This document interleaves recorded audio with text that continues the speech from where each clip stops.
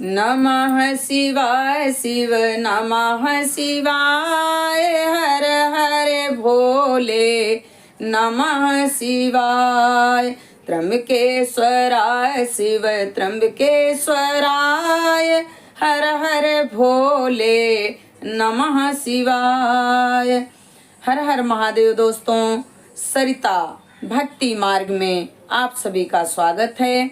आइए हम भूत भावन भगवान भोलेनाथ माँ पार्वती के चरणों में प्रणाम करते हुए श्री शिव पुराण कथा का श्रवण करें। देश काल पात्र और दान आदि का विचार। ऋषियों ने कहा, समस्त पदार्थों के ज्ञाताओं में श्रेष्ठ सूत जी, अब आप क्रमशः देश काल आदि का वर्णन करें। सूत जी बोले, महर्षियों, देव यज्ञ आदि कर्मों में अपना शुद्ध गृह समान फल देने वाला होता है, अर्थात अपने घर में किए हुए देव यज्ञ आदि शास्त्रोक्त फल को सम मात्रा में देने वाले होते हैं।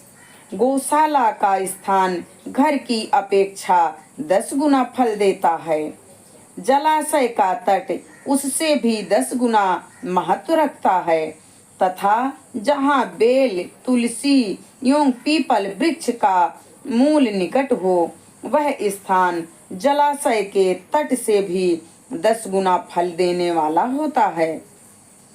देवालय को उससे भी 10 गुने महत्व का स्थान जानना चाहिए। देवालय से भी 10 गुना महत्व रखता है तीर्थ भूमि का तट।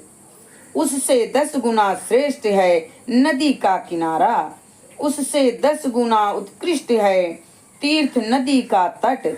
और उससे भी 10 गुना महत्व रखता है सप्त गंगा नामक नदियों का तीर्थ।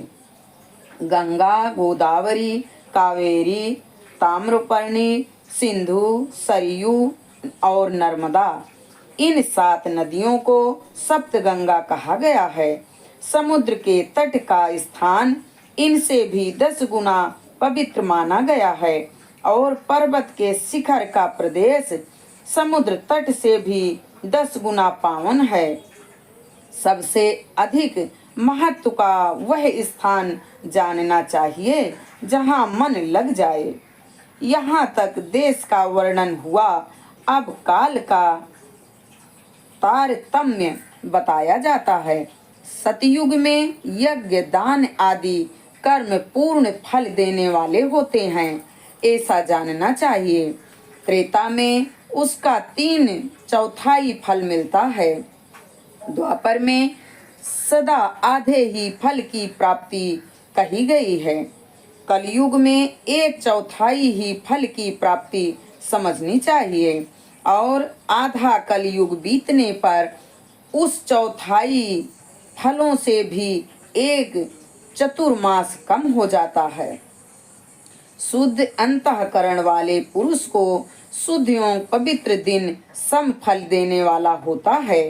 विद्वान ब्राह्मणों, सूर्य संक्रांति के दिन किया हुआ सत्कर्म पूर्वोक्त शुद्ध दिन की अपेक्षा 10 गुना फल देने वाला होता है, यह जानना चाहिए।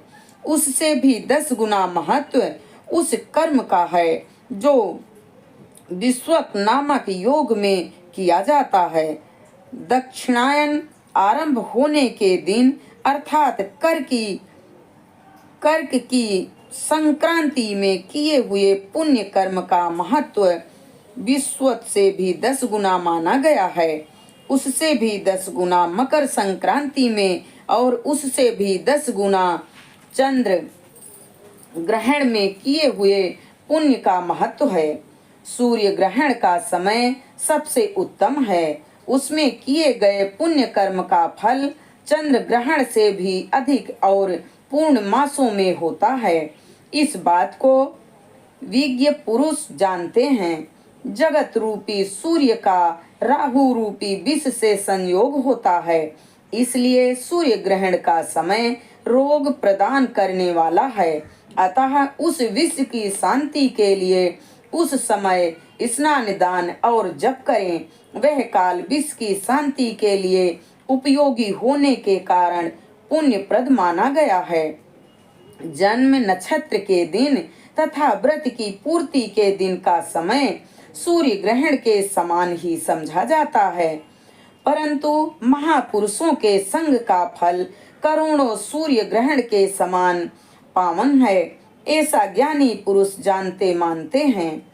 तपोनिष्ठ योगी और ज्ञाननिष्ठ यति ये पूजा के पात्र हैं, क्योंकि ये पापों के नाश के कारण होते हैं।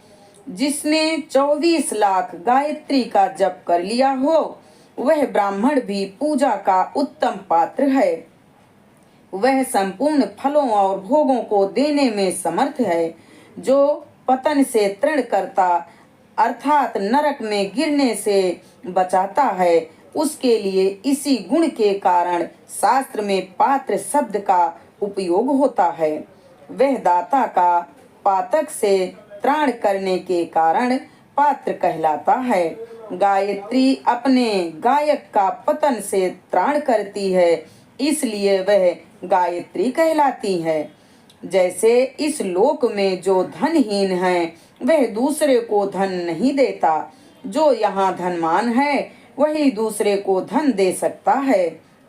उसी तरह जो स्वयं शुद्ध और पवित्र आत्मा है वही दूसरे मनुष्यों का त्राण या उद्धार कर सकता है। जो गायत्री का जप करके शुद्ध हो गया है वही शुद्ध ब्राह्मण कहलाता है। इसलिए दान, जप, होम और पूजा सभी कर्मों के लिए वही शुद्ध पात्र है। ऐसा ब्राह्मण ही दान तथा रक्षा करने की पात्रता रखता है। स्त्री हो या पुरुष, जो भी भूखा हो वही अन्य दान का पात्र है। जिसको जिस वस्तु की इच्छा हो उसे वह वस्तु बिना मांगे ही दे दी जाए तो वह दाता को उस दान का पूरा पूरा फल प्राप्त होता है।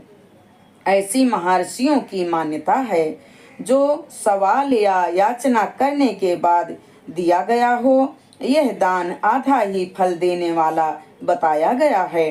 अपने सेवक को दिया हुआ दान 1/4 फल देने वाला होता है। विप्रवरों, जो जाति मात्र से ब्राह्मण है और दीनता पूर्ण वृत्ति से जीवन बिताता है, उसे दिया हुआ धन का दान दाता को इस भूतल पर 10 वर्षों तक भोग प्रदान करने वाला होता है। वही दान यदि वेद वेत्ता ब्राह्मणों को दिया जाए तो वह स्वर्ग लोक में देवताओं के वर्ष से 10 वर्ष तक दिव्य भोग देने वाला होता है। शील और उच्च वृत्ति से लाया हुआ और गुरु दक्षिणा में प्राप्त हुआ अन्य धन शुद्ध द्रव्य कहलाता है। उसका दान दाता को पूर्ण फल देने वाला बताया गया है। क्षत्रियों का शौर्य से कमाया हुआ, वैश्यों का व्यापार से आया हुआ और शूद्रों का सेवा वृत्ति से प्राप्त किया हुआ धन ही उत्तम द्रव्य कहलाता है। धर्म की इच्छा रखने वाली स्त्रियों को जो धन पिता एवं पति से मिला हुआ हो, उनके लिए वह उत्तम द्रव्य है। गौ आदि 12 वस्तुओं का चैत्र आदि 12 महीनों में क्रमशः दान करना चाहिए। गौ भूमि, तिल, स्वर्ण, घी, वस्त्र, धान्य, गुड़, चांदी, नमक, कोहड़ा और कन्या, ये ही 12 वस्तुएं हैं। इनमें गोदान से कायिक, वाचिक और मानसिक पापों का निवारण तथा कायिक आदि पुण्य कर्मों की पुष्टि होती है। ब्राह्मणों, भूमि का दान इहलोक और परलोक में प्रतिष्ठा की प्राप्ति कराने वाला है। तिल का दान बलवर्धक एवं मृत्यु का निवारक होता है।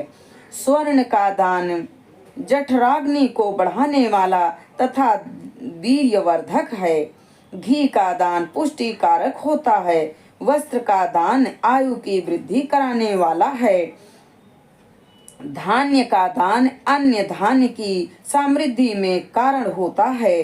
गुड़ का दान मधुर भोजन की प्राप्ति कराने वाला होता है। चांदी के दान से वीर्य की वृद्धि होती है और नमक के दान से खड़स भोजन की प्राप्ति कराता है। सब प्रकार का दान सारी समृद्धि की सिद्धि के लिए होता है।